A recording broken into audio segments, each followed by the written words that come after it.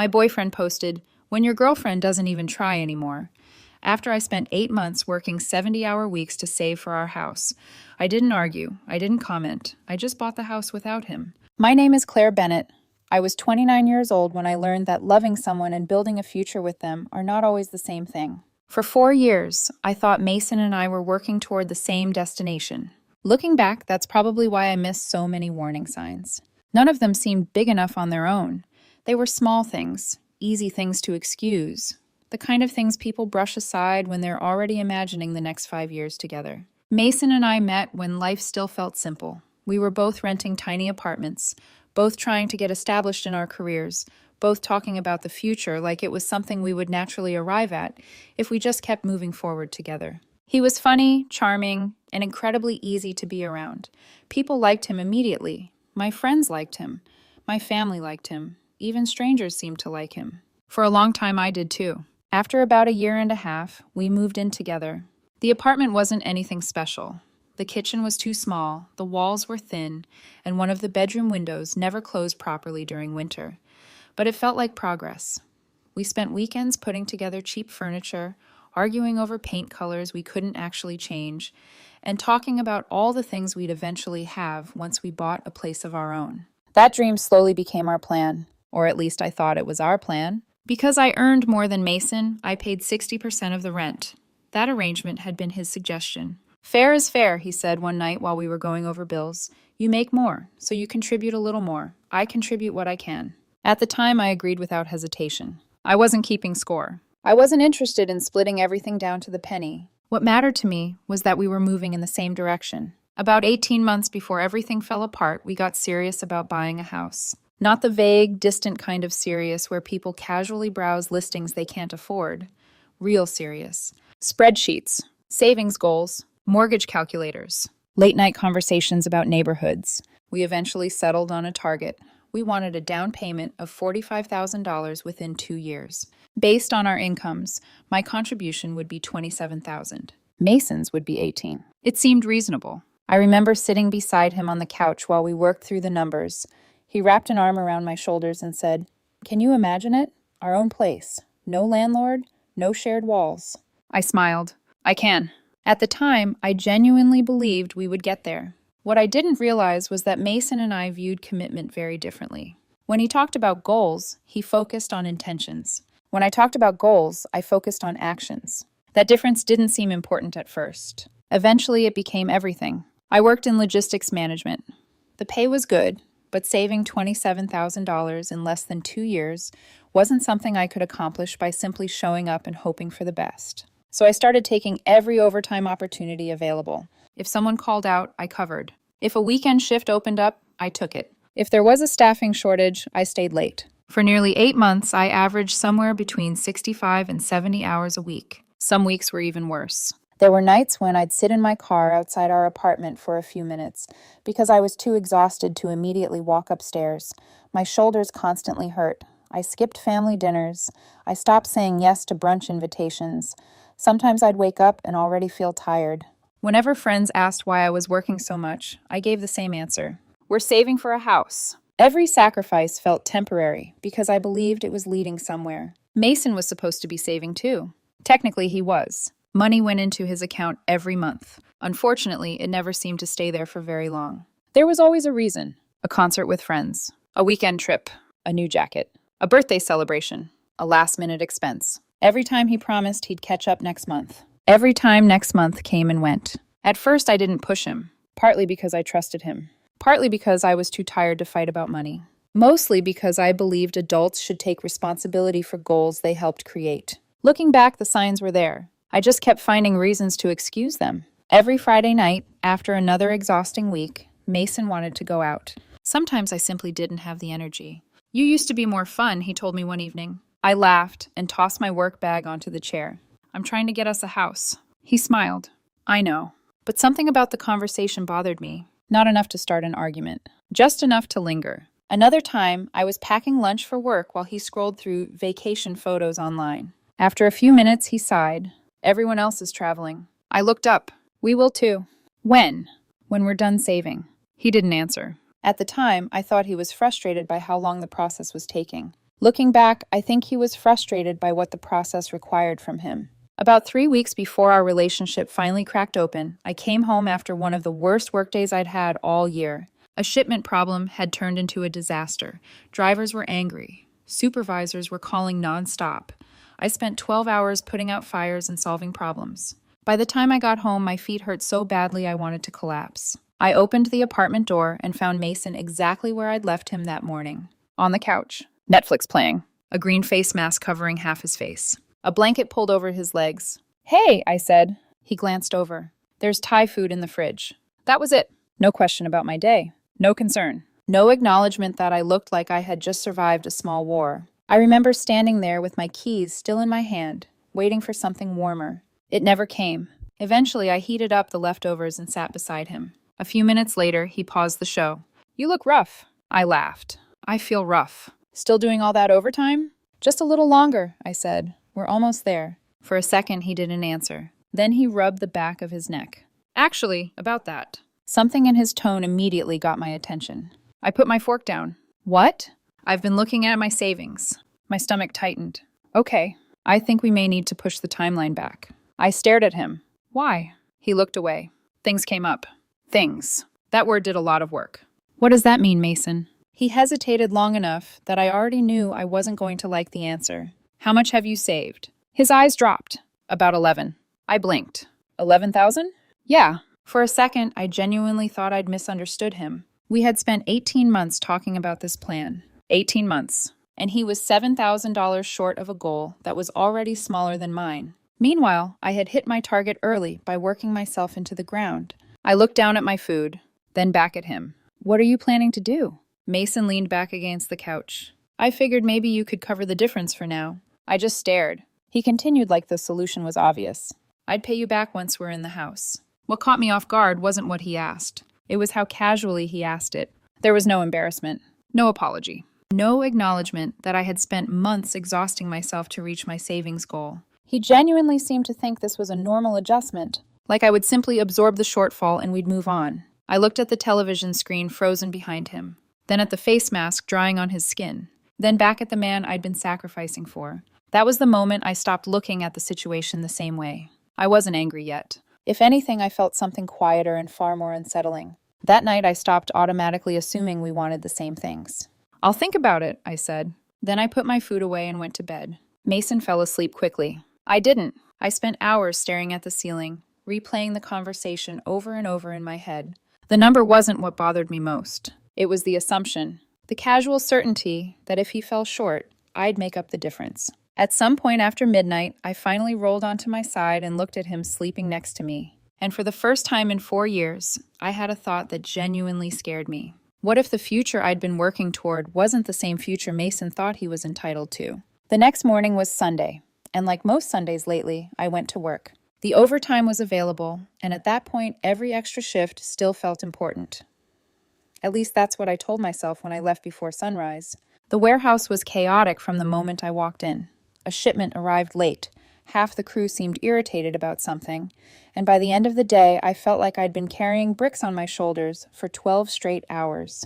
When I finally got home, the apartment was empty. Mason was out. His shoes were gone. His car wasn't in the parking lot. Normally, I would have appreciated the quiet. Instead, all I could think about was the conversation from the night before. 11,000. 7,000 short. And somehow I was expected to bridge the gap. I made dinner, took a shower, and sat down on the couch. The apartment felt strangely different, even though nothing had changed. Same furniture, same television, same framed photos on the shelf. But once doubt gets into a relationship, it changes how everything looks. Around 9 that evening, my phone buzzed. I glanced at the notification without thinking. Instagram. Mason had posted something. I opened it, then immediately wished I hadn't. The photo showed him sitting at a coffee shop with a group of friends. Everyone was smiling. Drinks on the table. Perfect lighting. The kind of picture people take when they want the world to think they're having the best day of their lives. The caption stopped me cold. "When your girlfriend doesn't even try anymore. Self-care Sunday because somebody has to prioritize my happiness." I read it once, then again, then a third time because part of me genuinely thought I had misunderstood. I hadn't. The comments were already filling up. "You deserve better. Know your worth. She's taking you for granted. Some people don't appreciate what they have. The one that hit hardest wasn't even the worst comment. It was the one Mason had liked. You shouldn't have to beg someone to put effort into a relationship. I sat there staring at the screen while my stomach slowly dropped. Because according to Mason, the woman working 70-hour weeks to save for their future wasn't trying anymore. The woman who had skipped vacations, birthdays, weekends, and practically every free moment she'd had for the better part of a year somehow wasn't putting in enough effort. I remember putting my phone face down on the coffee table and just sitting there. I wasn't crying. I wasn't angry. Honestly, I think I was too disappointed to be either. The hardest part wasn't what strangers were saying. Strangers only knew the version of the story Mason had handed them. The hardest part was realizing he genuinely believed it, because nobody writes a caption like that by accident. Nobody publicly complains about their partner unless they've already convinced themselves they're the victim. For a few minutes, I considered calling him. I imagined the conversation, the excuses, the explanations, the inevitable claim that I was taking it too seriously. Then I thought about getting up at 5 in the morning while he sat in a coffee shop complaining that I worked too much. And suddenly I didn't feel like arguing anymore. I felt done. Not with the relationship. Not yet. But done defending myself to someone determined not to see what was right in front of him. I walked into the bedroom, opened my laptop, and logged into my savings account. $27,000. Exactly where it was supposed to be. I stared at the number for a long time. Every dollar represented something. A missed weekend. An overtime shift. A canceled plan. A sacrifice. For months, I'd been looking at that account and seeing our future. That night, for the first time, I started wondering what my future looked like. The thought felt disloyal. 4 years is a long time to build a life with someone. Long enough that your plans stop feeling separate. Long enough that you forget where one person's dreams end and the other's begin. But once the question entered my head, I couldn't get rid of it. What would happen if I stopped carrying everything? The next morning during lunch, I called Ethan. We'd been friends since college, and he worked as a mortgage broker. When he answered, I got straight to the point. I have a question. That usually means trouble. I laughed. Probably. What do you need? I hesitated for a second. Then I asked, if I bought a house by myself, what could I qualify for? The line went quiet. Then Ethan said, by yourself? Just run the numbers. A few minutes later, he called me back. Based on my income, credit score, and savings, I could potentially qualify for a house around $240,000. Not the dream house Mason and I had imagined, but a real house. A house with my name on it. After I hung up, I sat in the break room staring at the wall. For months, I'd assumed there was only one path forward. After talking to Ethan, that no longer felt true. That week, I started looking at listings. At first, I told myself I was just curious. Then I started saving properties. Then I started scheduling viewings. Over the next several days, I looked at half a dozen houses. Some were too expensive. Some needed major repairs. Some looked nothing like the online photos. By the end of the week, I was ready to give up. Then my realtor showed me a small, ranch-style house on the edge of town. The kitchen needed updating. The paint was outdated. The landscaping looked neglected. But the roof was new. The inspection history was solid. And for the first time, I walked into a house and could actually picture myself living there. Not Mason and me. Just me. That thought caught me off guard. I hadn't realized how long it had been since I pictured a future that depended entirely on me. My realtor must have noticed something because she smiled. You like this one? I looked around the empty living room. The sunlight coming through the windows. The quiet. The possibility. And after weeks of feeling frustrated and exhausted, I finally felt something else. Relief. Not because I'd solved my problems. Because I'd finally stopped pretending they didn't exist. A day later, I made an offer. Then I spent the next 24 hours trying not to think about it, which was impossible. Every email notification made my heart jump. Every phone vibration got my attention. By Friday afternoon, I was sitting at my desk when my phone rang. It was my realtor. The offer had been accepted. For a few seconds, I just sat there staring at my computer screen. The office around me continued as normal. Phones rang. People talked. Someone laughed across the room. Meanwhile, my entire future had quietly changed. I drove home that evening with the acceptance email still sitting in my inbox. Mason had no idea. As far as he knew, we were still moving toward the same plan we'd made 18 months earlier. When I walked into the apartment, I could hear him laughing in the kitchen while talking on the phone. The sound made me pause for a second.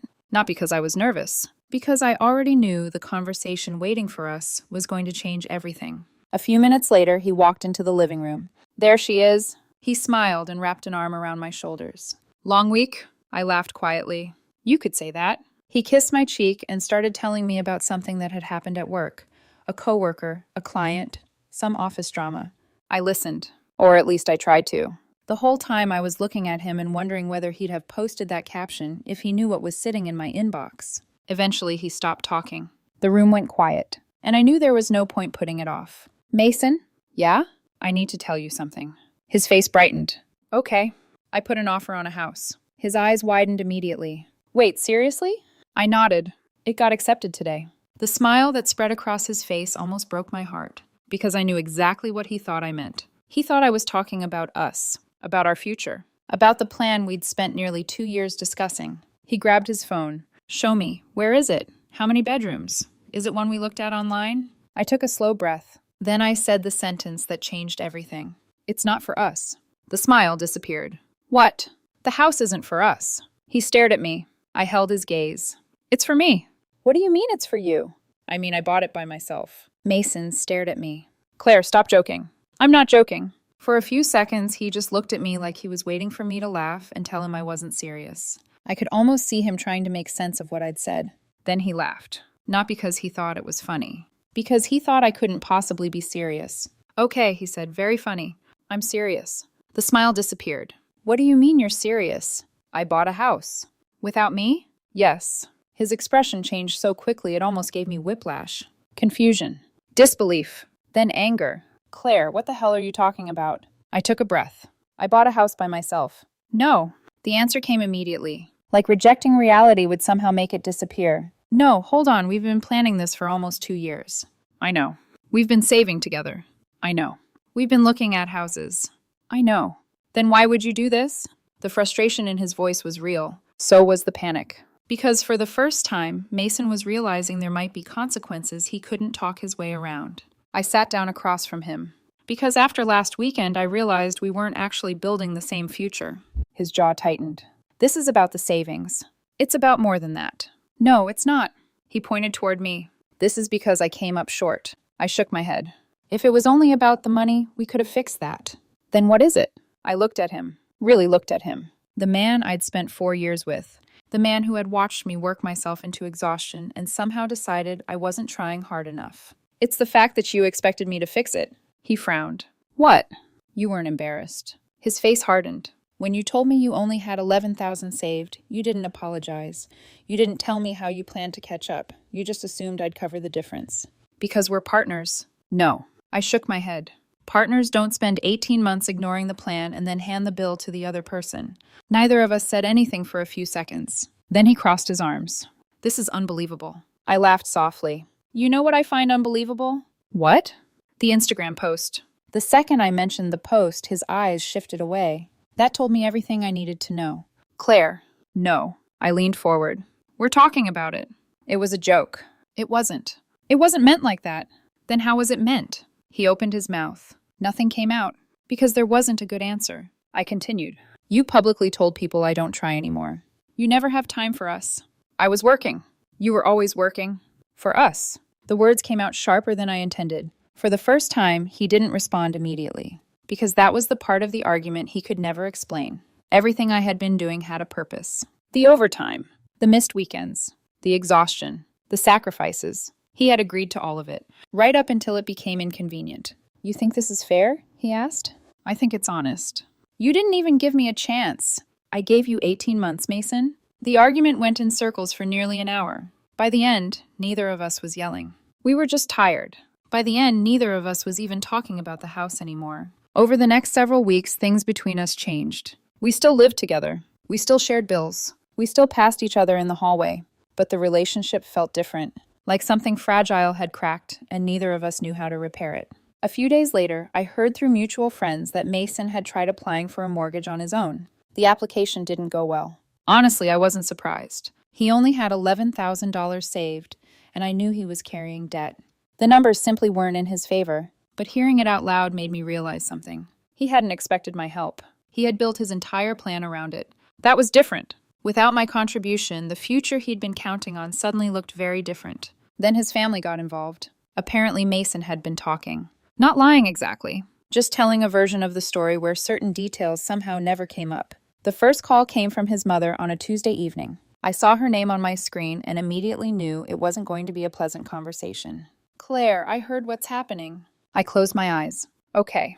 You're really ending a 4-year relationship over money? As soon as she said it, I knew exactly what version of the story Mason had told her. The version where the Instagram post didn't exist. The version where I'd spent months sacrificing for a shared goal while Mason slowly drifted away from it. The version where I woke up one morning and suddenly became unreasonable.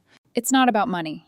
That's not what Mason said. Of course it wasn't, because explaining the real situation would require explaining his role in it, and that part never seemed to make it into his story. The call ended exactly how I expected. Polite, frustrating, completely pointless. Then came the texts. Friends, family members, mutual acquaintances. Some were subtle, some weren't. Apparently I was selfish. Apparently I was punishing him. Apparently I cared more about a house than a relationship.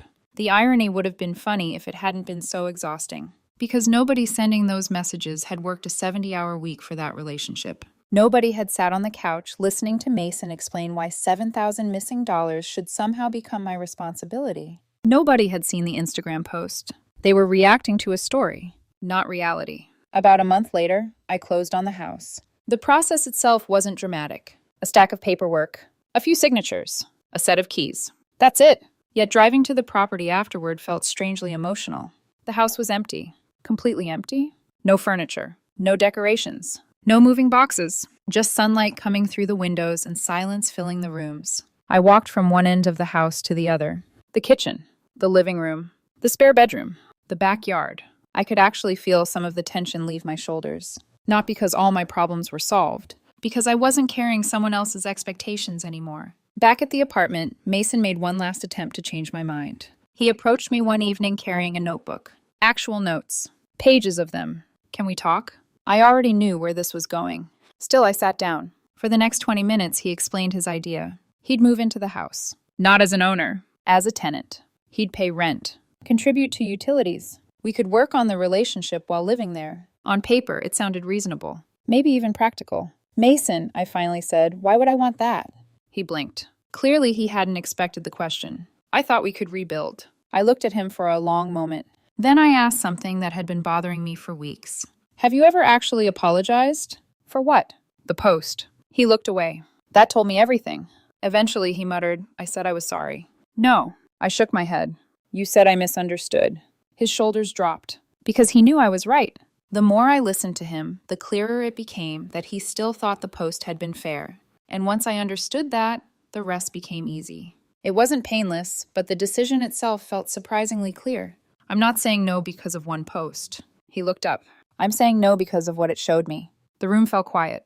This time, neither of us tried to fill it. Because there wasn't anything left to say. A few weeks later, he moved out. I helped carry boxes. Not because we were getting back together. Not because everything was forgiven. Because 4 years mattered.